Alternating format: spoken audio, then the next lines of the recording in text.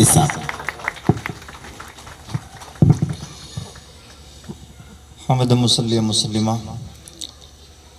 बहुत खुशी की बात है कि आज हम और आप सब एक बहुत ही मुबारक घड़ी के गवाह बन रहे हैं जीके इंटरनेशनल स्कूल के इनॉग्रेशन के मौके पर।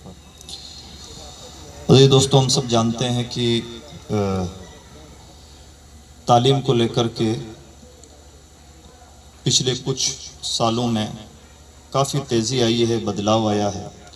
बल्कि आज के दौर में स्पेशली इंडिया में एजुकेशन इंडस्ट्री अपने आप में बहुत बड़ी इंडस्ट्री बन चुकी है और इसका अंदाज़ा हम डेली अपने घरों में आने वाले अखबारों से भी लगा सकते हैं।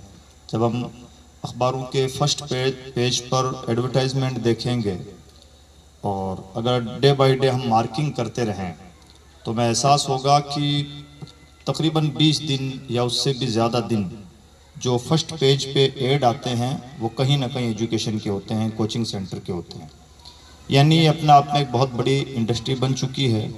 और हम सब जानते हैं कि जब कोई भी चीज़ पैसे से जुड़ जाती है तो उसके साथ करप्शन भी जुड़ जाता है और बहुत सारी कमज़ोरियाँ भी जुड़ जाती हैं।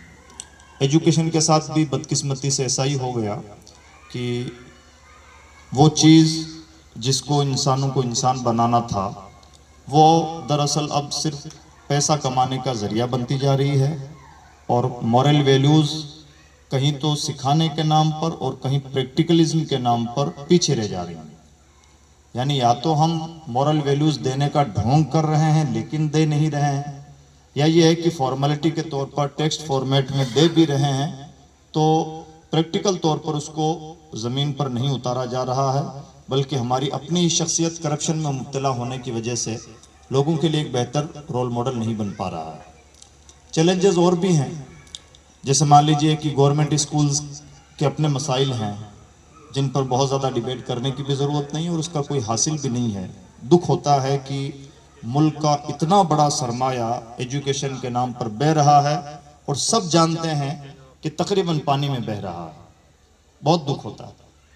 सच्ची बात तो यह है कि मुल्क के अहम तरीन मुद्दों में इस मुद्दे को शामिल होना चाहिए, लेकिन जाने क्यों नहीं हमारी सरकारें इस मुद्दे पर तवज्जो देती और जानबूझ करके क्यों इसको इग्नोर किया जाता है। मैं समझता हूँ हो सकता है ये भी इंडस्ट्री का हिस्सा हो कि गवर्नमेंट स्कूलों को बहुत ठीक ना बनाया जाए ताकि प्राइवेट स्कूलों का अपना बिजनेस भी चलता रहे वगैरह वगैरह। लेकिन जब बहुत बड़ा बीमारी बहुत बड़ी बन चुकी हो तो उस पर छोटी मोटी डिबेट से और चंद बातों से उसका कोई हासिल नहीं निकलता है। एक हिंदुस्तानी होने के नाते दर्द है जो मैंने आपके सामने रखा। अब एजुकेशन पर जब हम ग्राउंड लेवल पर बात करते हैं तो बहुत सारे चैलेंजेस हमें फेस करने पड़ते हैं। बुनियादी बात वही है कि एजुकेशन एक गोलमोल लफ्ज़ बन चुका है। जहाँ भी चंद लोग जमा होते हैं ये बात ज़रूर करते हैं तालीम तालीम की, लेकिन कई बार कॉन्सेप्ट क्लियर नहीं रहता है कि तालीम का मतलब क्या है। तालीम का मतलब बेसिकली हमेशा हुआ करता है स्कूलिंग। जो हायर एजुकेशन है उसमें बच्चा इतना कैपेबल बन जाता है कि वो अपनी बुनियाद पर कोई फैसला ले सकता है, डिसीजन ले सकता है और वो अच्छे बुरे में तमीज़ कर सकता है। वो अपने लिए अच्छा कॉलेज चूज़ कर सकता है, सब्जेक्ट चूज़ कर सकता है। शर्त यह है कि उसकी स्कूलिंग बहुत मजबूती के साथ हुई हो। और जो बहुत बड़ा प्रॉब्लम है वो यही है, सबसे बड़ी तादाद भी यही है। स्कूल भी सबसे ज़्यादा है कॉलेजेस और यूनिवर्सिटीज़ वगैरह के मुकाबले में, और जो फॉल्ट है वो भी सबसे ज़्यादा यही है। यानी बहुत ज़्यादा कमज़ोरियाँ जो नज़र आती हैं वो यही नज़र आती हैं। और उसके आंकड़े अगर हम कम्युनिटी वाइज देखेंगे तो बहुत लंबी चौड़ी डिटेल है।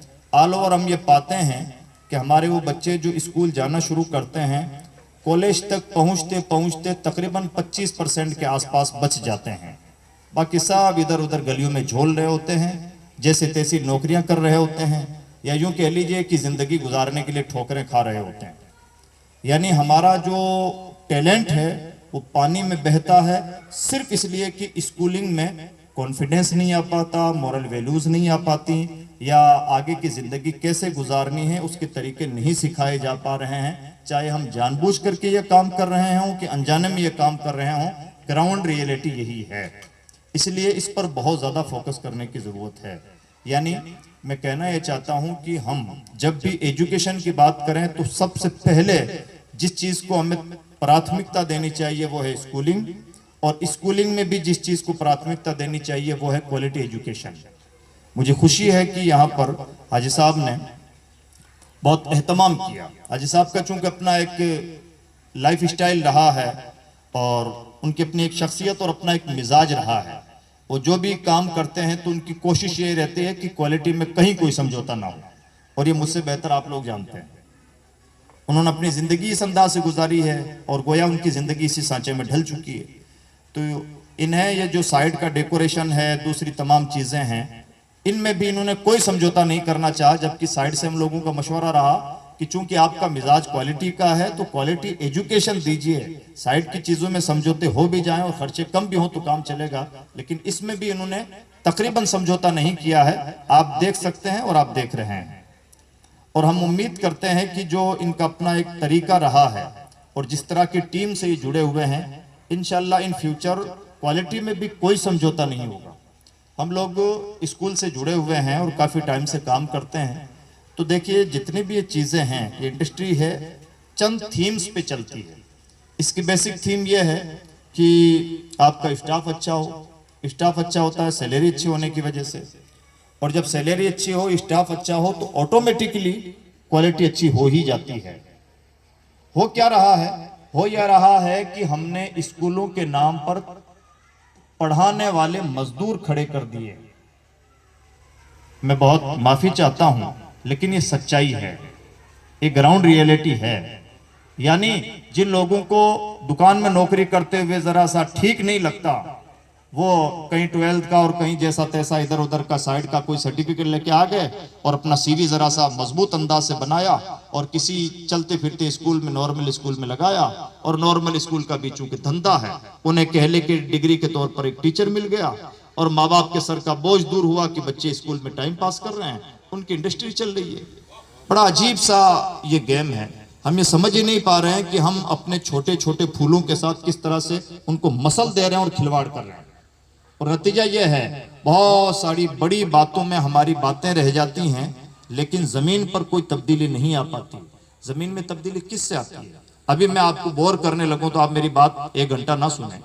अगर मान लीजिए कि टीचर के अंदर सलाहियत ना हो तो बच्चों को क्या उंडेल देगा? और जिसका अपना कोई विजन ना हो, जिसका अपना कोई मिशन ना हो, जो आया ही स्कूल में इसलिए हो कि मुझे जरा सा दुकान में और 5-6 घंटे की ड्यूटी मुश्किल लगती थी, तो ये पंखे की हवा में ये ड्यूटी ठीक है, तो इसको मजदूर ना कहा जाए तो क्या कहा जाए? तो ये है प्रॉब्लम। इसलिए अजीज दोस्तों, सबसे ज्यादा इस चीज पर फोकस करने की जरूरत है और यही हल है। खुशी की बात यह है कि आज 2025 में इतने एक्सपेरिमेंट हो चुके हैं एजुकेशन के फील्ड में कि अगर हम समझदार हों तो हमें बहुत कुछ करने की जरूरत नहीं है। बहुत अच्छे अच्छे मॉडल से कुछ चीजें भी हम कॉपी कर लें तो हमारा मॉडल ऑलरेडी एक रोल मॉडल बन जाएगा। मिसाल दूं मैं आपको, एक शख्स हैं, उन्होंने भी स्कूल शुरू किया है। अब उनके स्कूल की थीम देखें। उनके स्कूल का ये पहला नारा होता है कि हमारे यहाँ बच्चा कोई सिलेबस लेके नहीं आएगा और सिलेबस पढ़ेगा भी नहीं। ये दादागिरी है उनकी। सिलेबस लेके भी नहीं आएगा और सिलेबस पढ़ेगा भी नहीं। आपके बच्चे का 8 क्लास में एडमिशन होना है, हमने कर लिया। अब आपको 12 तक का सर्टिफिकेट हमें आपको चाहिए, वो हम अवेलेबल करवाएंगे। उस वक्त तक आप हमें डिस्टर्ब ना करें। आपका बच्चा आप माने कि 8 में है, 9th में है, 10th में है, आपकी जो भी गणित हो, कैलकुलेशन हो, अपने हिसाब से आप चलाते रहिए। 5 साल के बाद में जब आपके बच्चे को 12 तक पहुंचना चाहिए होगा, उस वक्त हम आपको एक कामयाब बच्चा देने की गारंटी देते हैं। उस वक्त तक आप हमें डिस्टर्ब मत कीजिए। और ये जो परसेंटेज का खेल होता है, ये भी एक बड़ा गेम है और ये भी एक बड़ा आईवाश है, आंखों का धोखा है। बच्चों को इस तरह से परसेंटेज में उलझा दिया गया है कि मजदूरों ने नए मजदूर तैयार कर दिए। यानी बड़ी बड़ी होर्डिंग लगा दी जाती हैं और उन होर्डिंग में 98%, 96%, 80%, और उसी बच्चे से पूछ लो, फूल मालाएं पहन ली, घर वालों ने मिठाइयां खिला दी, खा ली, मुबारकबादियों की धूम मची हुई है, और वो बच्चा, कच्चा बच्चा जिसको कुछ बुद्ध नहीं है, उसको इतना ज्यादा हाईलाइट कर दिया कि वो बेचारा जमीन पर ही नहीं रह पा रहा है। और उसी बच्चे से जरा साइड में ले जाके पूछ लीजिए, बेटा 12 तो क्लियर हो गया, आगे का प्लान क्या है? वो तो भी सोचा नहीं। बेटा जब आपके लिए 3 दरवाजे, 10th के बाद में 3 दरवाजे होते हैं, वो 3 दरवाजों में से 2 दरवाजे बंद हो चुके हैं, आपने या तो कॉमर्स फील्ड चूज किया होगा, या साइंस का फील्ड चूज किया होगा, या आर्ट्स का फील्ड चूज किया होगा। जो भी फील्ड, एक फील्ड आपने चूज किया है, 2 फील्ड तो आपके लिए बंद हो गए। मान लीजिए इस गली से 300 रास्ते खुलते हैं, इधर से 200 रास्ते, इधर से 100 रास्ते। आपने अपने लिए पहले से कई 100 रास्ते तो बंद कर लिए हैं, एक ही रास्ते की तरफ चल रहे हैं, और आप कह रहे हैं प्लान करेंगे।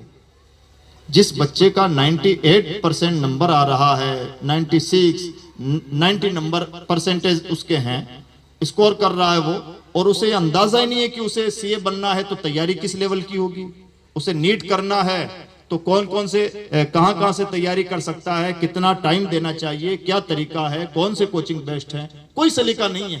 उसे तो सिखाया गया था कि बेटा 12th में जितना ज्यादा नंबर ला सकते हो नंबर लाओ।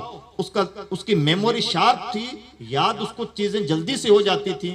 तो यूं कह लीजिए कि वो तो बेचारा एक तरह का रट्टू तोता था, जिसके बेवकूफ होने का स्कूल वालों ने फायदा उठा के उसको हाईलाइट कर दिया, अपने स्कूल का बिजनेस चमका लिया, और बच्चा भी गुब्बारा बना हुआ है, माँ बाप भी खुश हैं, सबका अपना अपना बिजनेस सेट है। सबसे बड़ा नुकसान हो रहा है भारत का कि एक कामयाब और टैलेंट पानी में बह गया, उसे पता ही नहीं। उसे हमने आर्ट्स दे दिया जबकि वो साइंस का बच्चा था, और हो सकता है कि साइंस में जाकर के वो कोई एपीजे अब्दुल कलाम बनता, और हमने उसे कहीं जाके कोई बीएड का टीचर बना दिया। क्या खेल हो रहा है?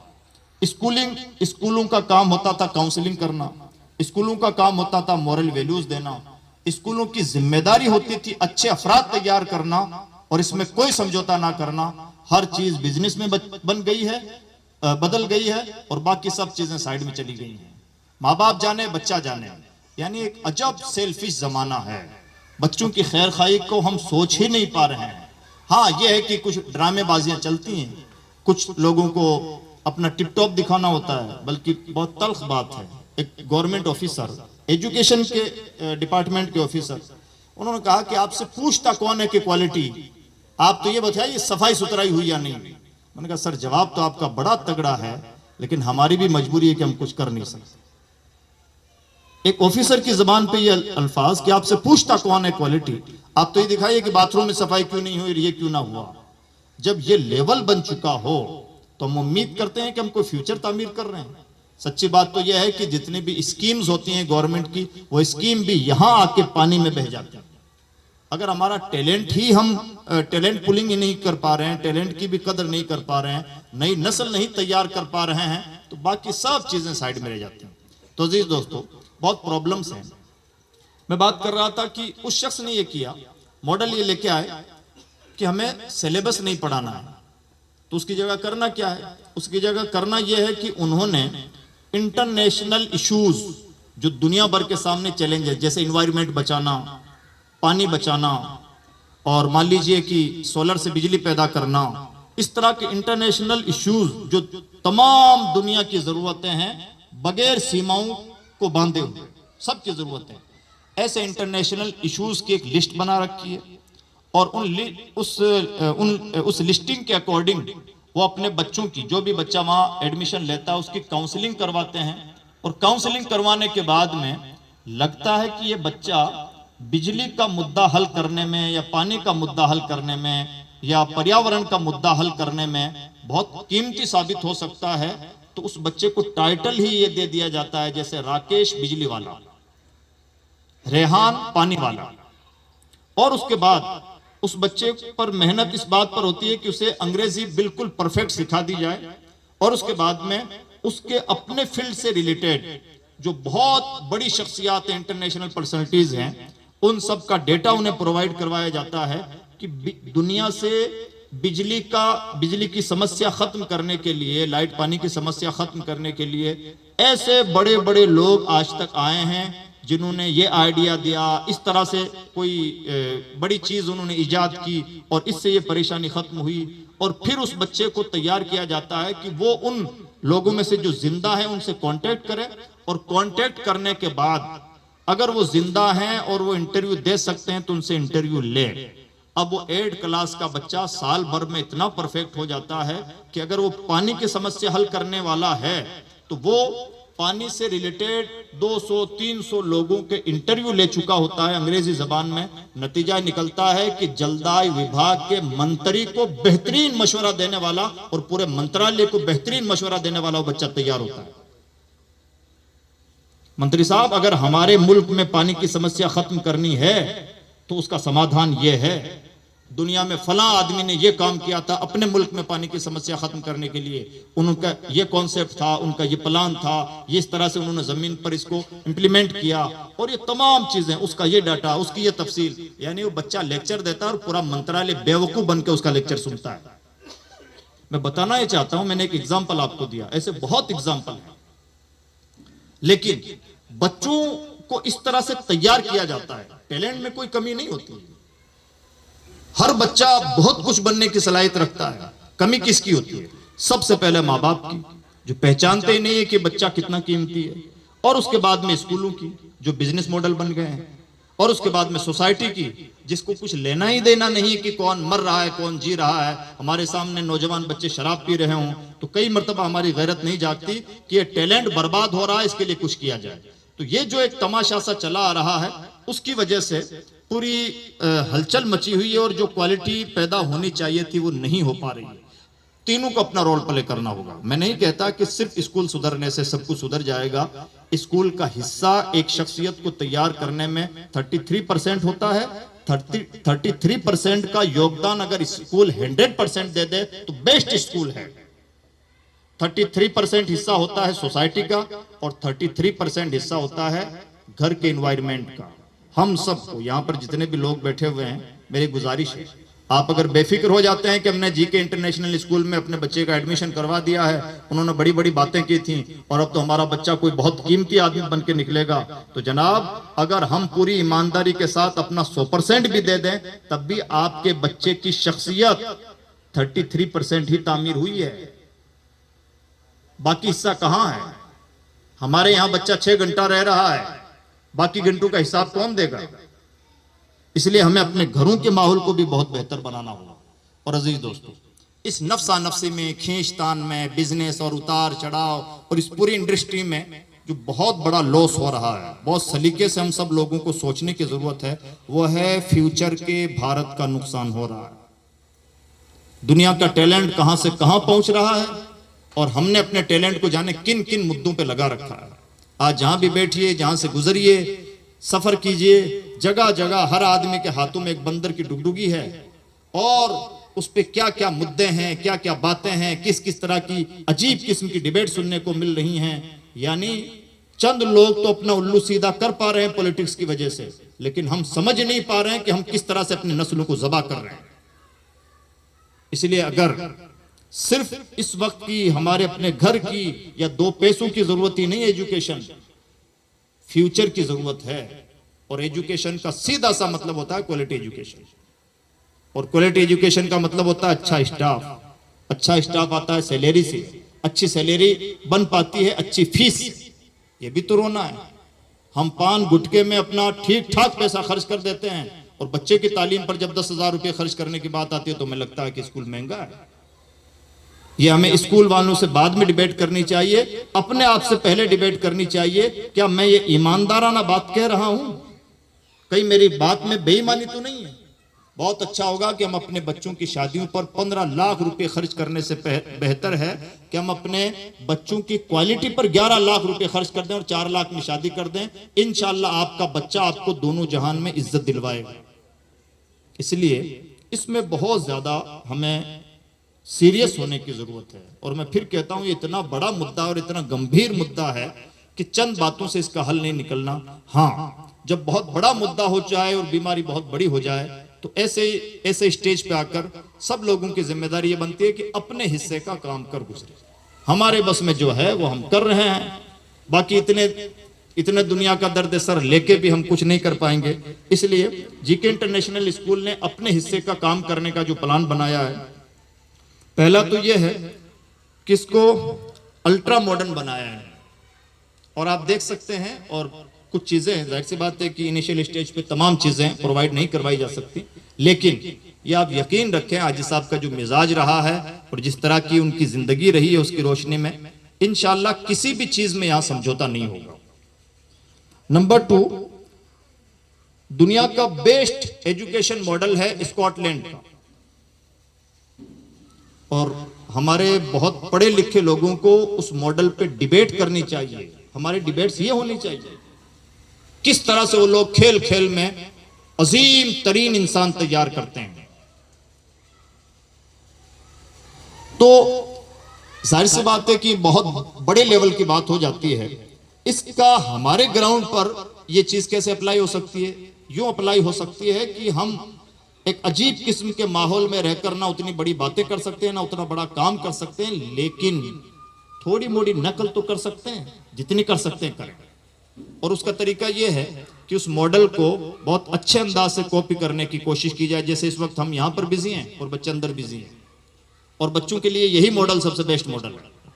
हमें लग रहा है कि वो फजूल कर रहे हैं, सच्ची बात तो यह कि दिन भर खिलाते रहिए, यहां लंबे चौड़े भाषणों में वो जो नहीं सीख पाएंगे वहां खेल खेल में सीख जाएंगे।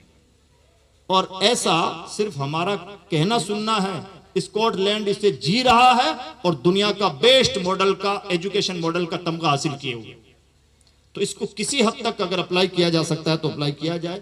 खुदा का शुक्र है कि इस लेवल पे जाके इनकी जो टीम है उसने जाके सोचा, और मैं सच कहता हूं आपके हाथों में जो पंफलेट है उसमें लिखा हुआ है based on the Scottish model. अगर इस स्कॉटिश मॉडल का लफ्ज भी कोई यूज कर रहा है तो आप मान के चलिए कि आदमी बहुत बड़ा बनने जा रहा है। देखिए, बातों को परखना होता है और समझबूझ वाले लोग अपनी समझबूझ से इन चीजों को परखते हैं। इंग्लिश मीडियम में कोई समझौता ना पहले कभी रहा है और ना ही होना चाहिए। और अब तो मैं समझता हूं कि इंग्लिश मीडियम जैसे टाइटल भी हमें बहुत ज्यादा बावजन बना के नहीं पेश करना चाहिए, बल्कि अगर कोई इंग्लिश मीडियम की तालीम नहीं दे रहा है तो मुझे कहने के लिए माफ कीजिएगा, उसे कह देना चाहिए कि बेवकूफ आदमी है। आज के दौर में ये बताने की जरूरत नहीं है कि इंग्लिश के बगैर में हमारा काम चलेगा या नहीं चलेगा। इंग्लिश और कंप्यूटर ने दुनिया में कमाल ये किया है, सिर्फ आसानियां नहीं पैदा की हैं, कमाल ये क्या है कि तकनीक और साइंस की मजबूरी बन गए हैं। और तकनीक और साइंस की जो चीजें मजबूरी बन जाती हैं वो दुनिया की ऑलरेडी मजबूरी बन जाती हैं, लिहाजा ये हमारी मजबूरी है। ऐसा नहीं है कि हम चाहें तो हमारे पास कोई ऑप्शन है, हमारी मजबूरी है। और अगर हम ऐसा नहीं करते तो हम ठीक नहीं कर रहे होंगे। एनसीईआरटी का सिलेबस बहुत बेस्ट सिलेबस होता है, बहुत सारे उतार चढ़ाव देखने के बाद उस पर भी एक लंबी डिबेट हो सकती है, उसकी जरूरत नहीं है। एनसीईआरटी का सिलेबस यहाँ पर नाफिज किया गया है जो बहुत अच्छा रहेगा इंशाल्लाह।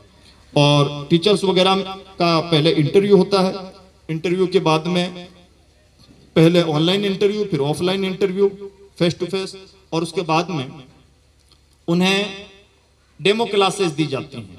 और डेमो में फाइनल होने के बाद में तो आप जानते हैं ग्राउंड, देखिए ग्राउंड रियलिटी बिल्कुल अलग होती है। हम लोग जूझ रहे हैं स्कूलों में तो मैं मालूम है, कई मर्तबा उतार चढ़ाव का शिकार होना पड़ता है। हम जिस टीचर को लेके आए हालात बता देते हैं कि ये बच्चों को मुतमईन नहीं कर पा रहे हैं या इन्हें चेंज किया जाना चाहिए, तो चेंज किया जाता है। आपका दिल इतना बड़ा होना चाहिए। हम कई मर्तबा उसमें उतार चढ़ाव के शिकार हो जाते हैं कि जनाब ये तो टीचर पहले जो टीचर लेके आए थे उन्होंने बदल दिया, ये तो बदलते रहते हैं, यहाँ तो कोई टिकता नहीं है। जनाब शुक्र अदा कीजिए कि कोई इतना फिक्रमंद तो है कि जो अच्छा नहीं महसूस होता उसे चेंज कर रहा है। वरना तो इस मार्केट में से लोग हैं कि 12th पास लोगों को टीचर बनाए हुए हैं और धड़ल्ले से चला रहे हैं, कोई उनसे पूछगछ भी नहीं करता। अगर कोई आपकी बेहतरी के लिए कर रहा है तो शुक्र अदा कीजिए कि कर तो रहा है। तो इसलिए इस प्रोसेस के साथ टीचर वगैरह को फाइनल किया जाता है। और उसके बाद में और जो फैसिलिटीज हैं जैसे स्पोर्ट वगैरह की, वो तमाम चीजें जो कि तू यहां पर अवेलेबल हैं। जी वेलकम सर।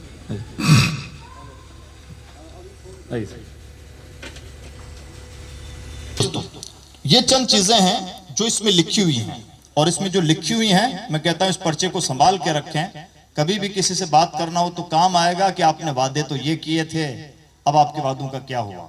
लेकिन हमें इन वादों को जमीन पर उतारने के लिए एक वक्त चाहिए। एजुकेशन का जो काम होता है वो झटपट का रातों रात का काम नहीं होता कि हम जिंदाबाद मुर्दाबाद कर लें और तालियां बजा लें और काम खत्म हुआ। एजुकेशन का रिजल्ट आते हुए 12 साल तो झपकी में गुजर जाते हैं, तब जाके हम साबित कर पाते हैं कि हमने कुछ दिया है। इसलिए इसमें बहुत सब्र, बहुत बड़ा दिल और इत्मीनान के साथ हम सबको देखना चाहिए, मशवरा देना चाहिए। आपका स्कूल है, आप आए, आपके सामने आपके पास जो अच्छे सजेशन है वो पेश करें, हमेशा आपके सजेशन का इस्तकबाल है।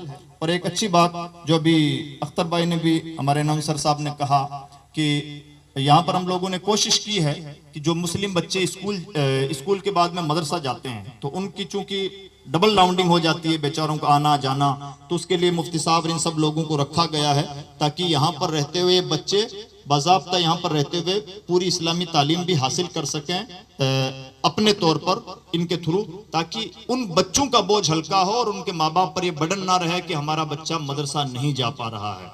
तो ये काम भी एक्स्ट्रा तौर पर इन्होंने किया है। तो ये कुछ चीजें थी, मैं उम्मीद करता हूं कि हम इन बातों को बहुत सीरियस लेंगे और तवज्जो के साथ इन बातों को आगे बढ़ाने की कोशिश करेंगे। कुछ और भी बातें होती हैं, जब देखिए आप इखलास के साथ मैदान में मौजूद होते हैं तो बहुत सारे रास्ते होते हैं। जैसे मान लीजिए एक बहुत बड़ी चूक जो हमारे स्कूलों से हो रही है वो ये हो रही है कि बच्चों की काउंसलिंग बिल्कुल नहीं हो पा रही है।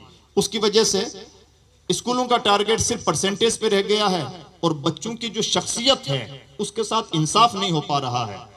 ये काम भले डायरेक्ट स्कूलों के हिस्से में आता हो या ना आता हो, लेकिन अगर हम सचमुच बच्चों का भला चाहते हैं, अपने देश का भला चाहते हैं, अपनी कौम का भला चाहते हैं, तो ये हमें अपने स्कूलों का हिस्सा बनाना चाहिए कि जैसे जैसे हमारे बच्चे 7th क्लास तक पहुंचे या 8th क्लास तक पहुंचे तो हमें एनी हाउ अपने बच्चों की काउंसलिंग करवा लेनी चाहिए।